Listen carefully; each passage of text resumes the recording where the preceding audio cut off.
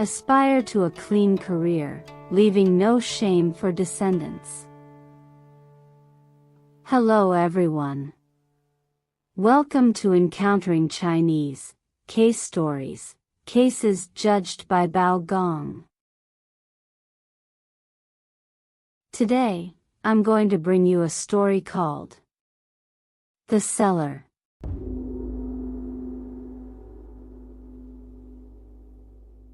In Henan Province, in Shaanxi County of Ruining Prefecture, there was a wealthy family.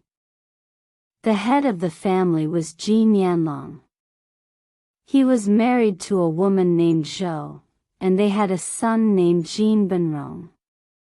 At the age of 25, Jin Benrong married Jiang Yume, a 20-year-old woman of stunning beauty. One day, Jin Benrong visited a fortune teller in the marketplace, who predicted that within 100 days, he would face a life-threatening calamity, involving bloodshed. The fortune teller advised him to leave home and travel to avoid the misfortune.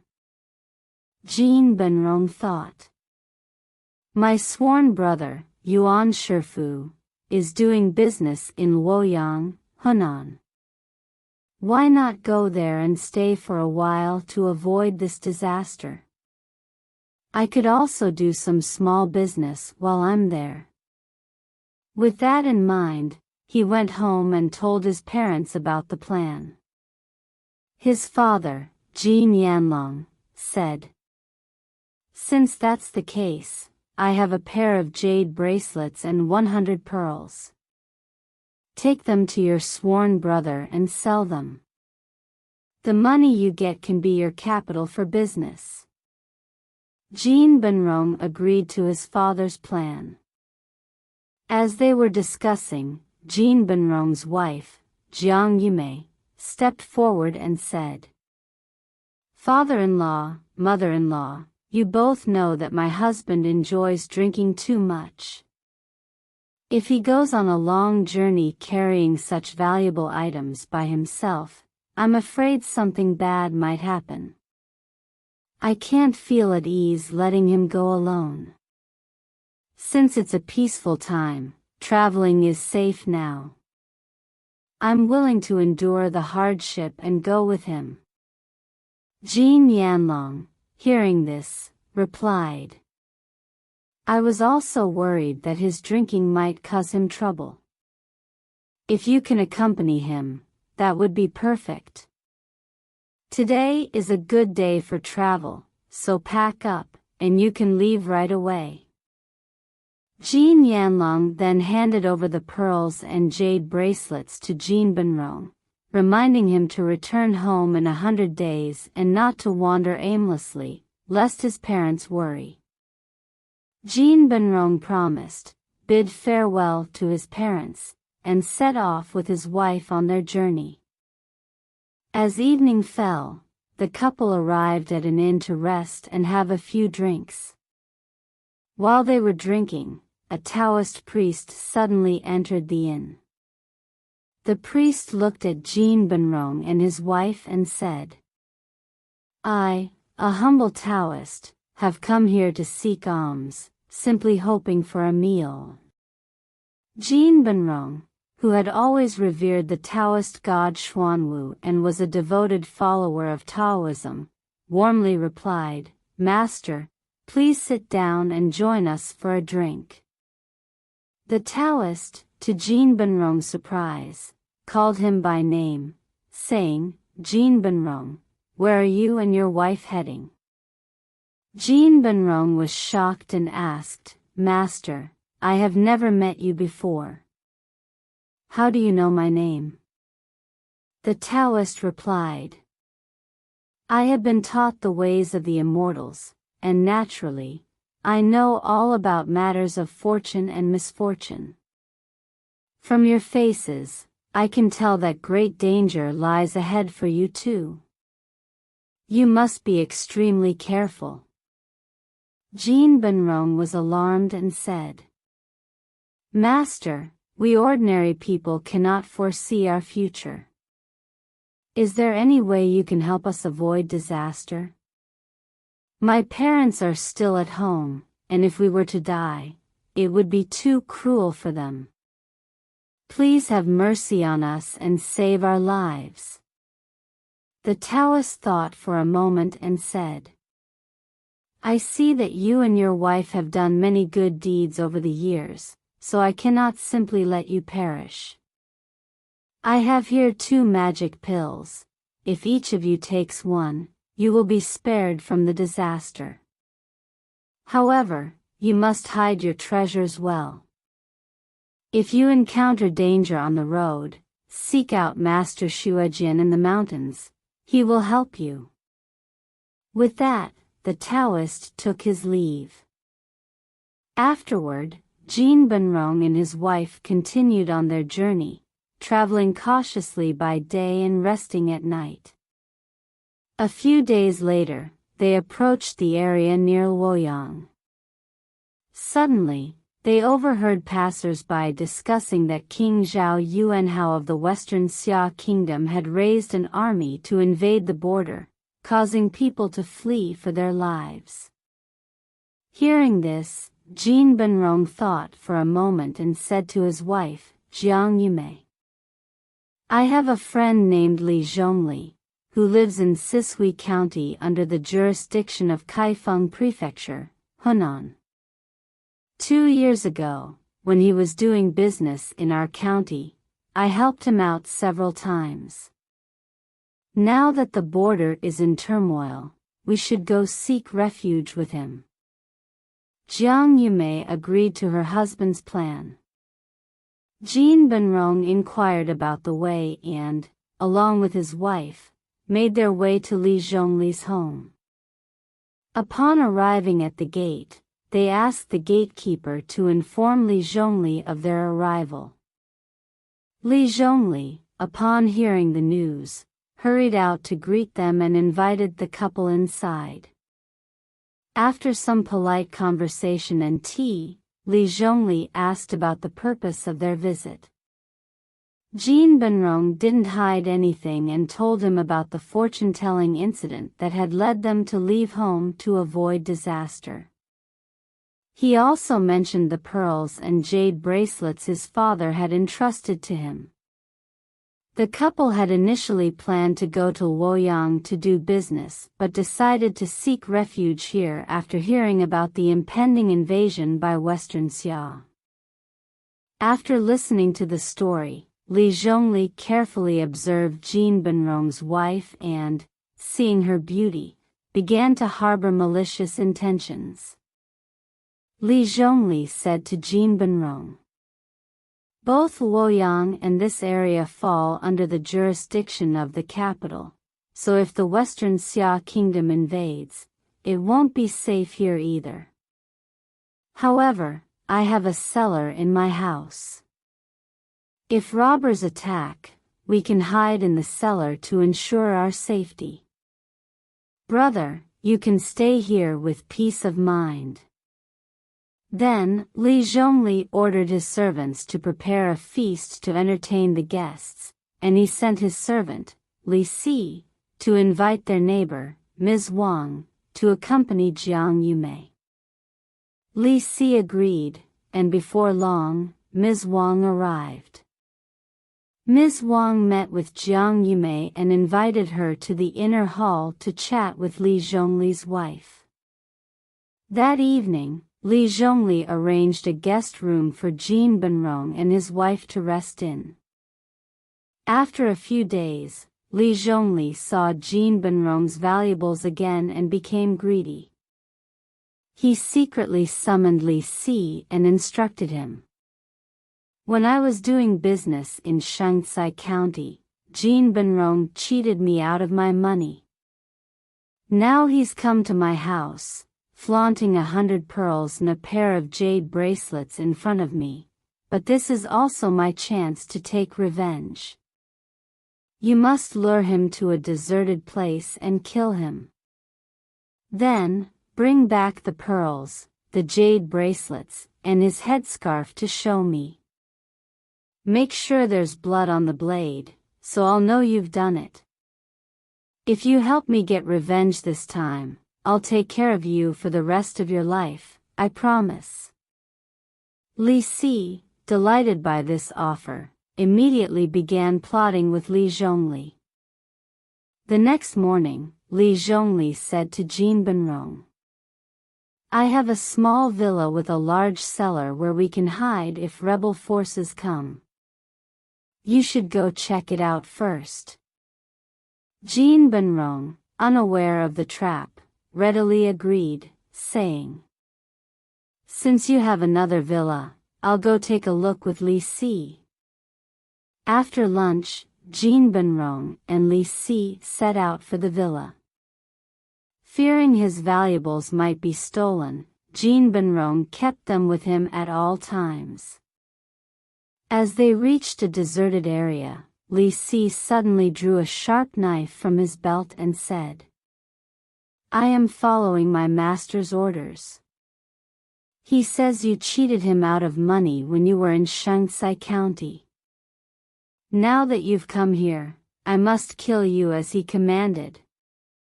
This has nothing to do with me, please don't blame me. With that, Li Si raised the knife to strike. Jin Benrong was terrified out of his wits and immediately knelt down, pleading, Li Si, please listen to me. When Li Zhongli was in Shaanxi County, I didn't cheat him out of any money. In fact, I helped him a lot. Now, seeing that my wife is beautiful, he's repaying kindness with evil intentions. He not only wants my wealth but also plans to kill me and take my wife. This is a great injustice. My parents are old and have no one to care for them. Please, spare my life. God will surely bless you if you do. Li Si responded, I'm just following orders. Today, I must take your valuables. Tell me, where are they? Jin Benrong quickly replied. The valuables are on me right now. Take them. Just spare my life. Seeing the valuables, Li Si said, I know the rules too. Those who seek wealth generally don't harm lives, to avoid divine punishment. Now that I have the valuables, I still need to report back. My master won't believe me unless I show him your headscarf and some blood on the blade. Jin Benrong quickly said, That's easy. He immediately took off his headscarf, bit the tip of his tongue, and spat blood onto Li Si's blade. Li Si then said, All right, I'll spare your life. Go quickly and find somewhere to hide. Jin Benrong, full of gratitude, bowed and left. Li Si rushed back home with the valuables to report to Li Zhongli. Seeing the treasure, Li Zhongli was overjoyed and immediately ordered his servants to prepare a feast in the rear hall, inviting Jin Benrong's wife, Jiang Yume, to join.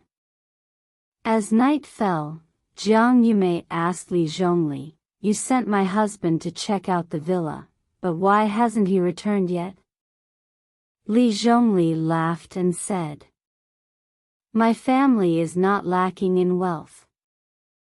Lady, you can marry me and live a life of luxury without worrying about your husband. Jiang Yume was furious and retorted, My husband is still alive. How can you speak such nonsense? Don't you feel ashamed? Seeing how beautiful she was, Li Zhongli's evil desires grew stronger. He tried to embrace her, but Jiang Yume angrily pushed him away and said sternly, I was raised with proper values. Before marriage, a woman should listen to her father, and after marriage, she must stay loyal to her husband. My husband has no intention of abandoning me, so how could I betray him just for comfort? Li Zhongli sneered. But your husband is already dead. If you don't believe me, I'll show you something that will end your hope. He then threw Jin Benrong's headscarf and the blood-stained knife on the ground and said, Look, this headscarf and blood are from your husband. If you don't agree to be with me today, you won't escape your fate either. Upon seeing these items, Jiang Yumei collapsed to the ground, weeping bitterly.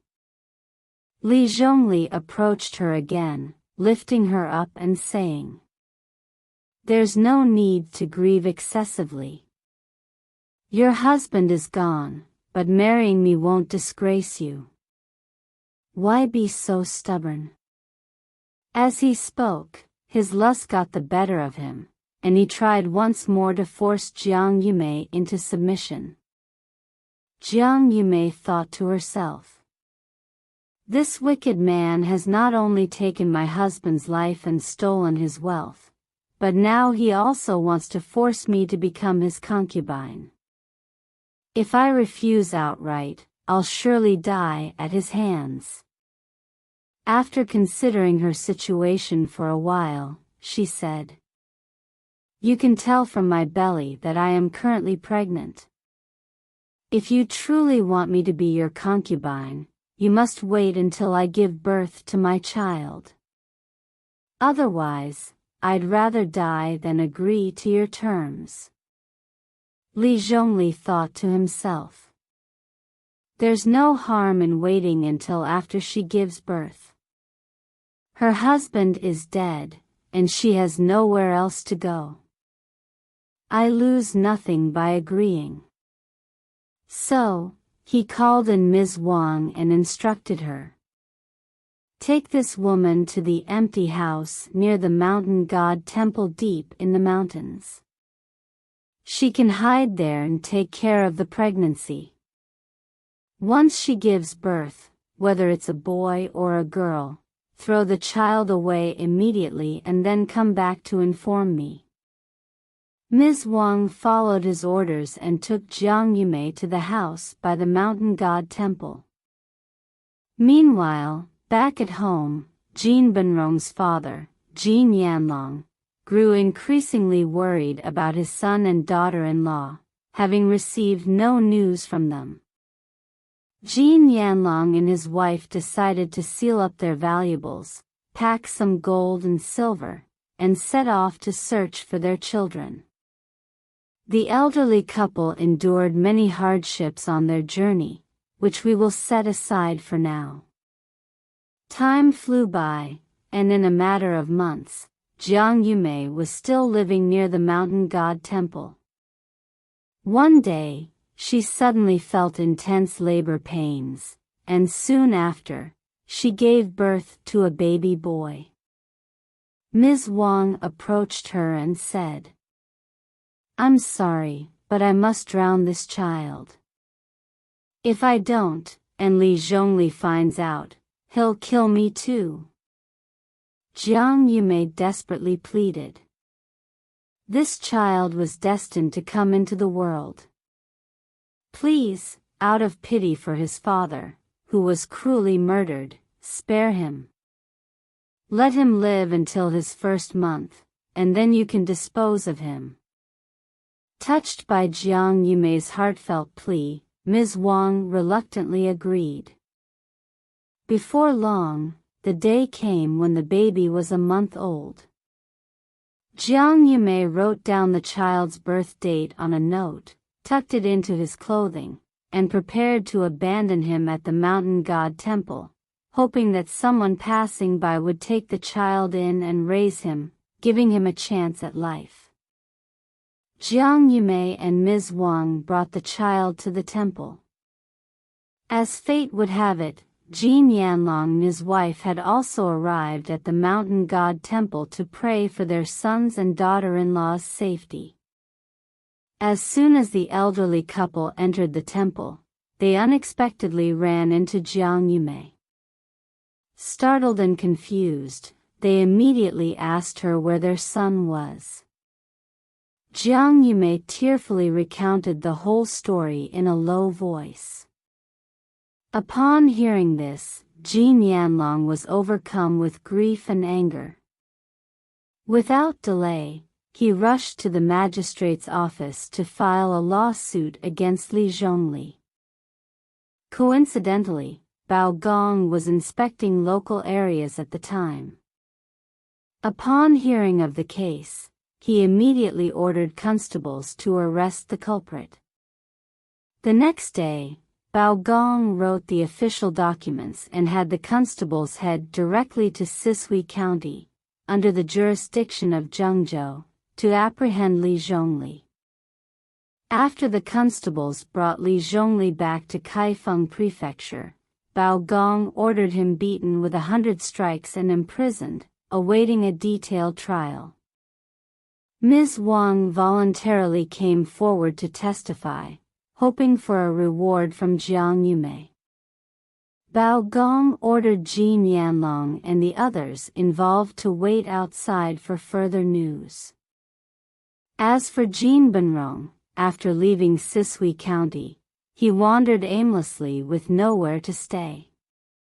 He eventually found himself in the mountains, where he met Master Shuajian, and decided to take refuge in a monastery and become a monk.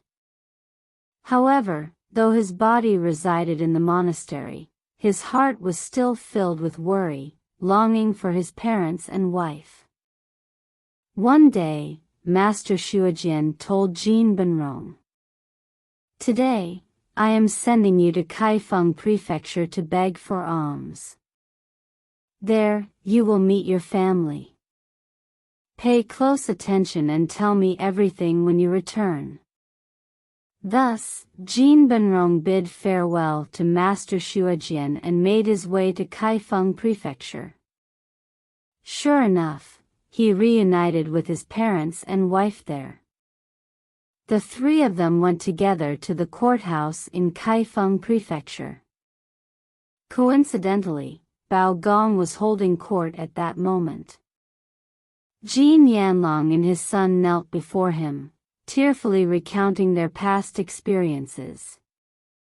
After listening, Bao Gong immediately ordered the imprisoned Li Zhongli and others to be brought forth for interrogation. Seeing the situation, Li Zhongli no longer dared to deny his crimes and confessed everything.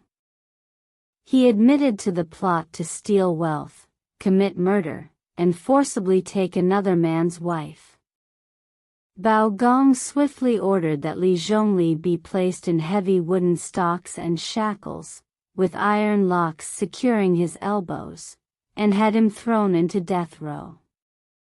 Bao Gong also decreed that half of Li Zhongli's property be rewarded to Li Si, and the other half to Ms. Wang. Naturally, Jin Benrong's valuables were recovered and returned to him. As for Li Zhongli's wife, due to her husband's crimes, she was exiled to a distant region to serve in the military. Alright. Today's case story, The Cellar, concludes here. If you enjoyed it, please like and subscribe. Feel free to leave your comments and share with others. See you again in the next issue.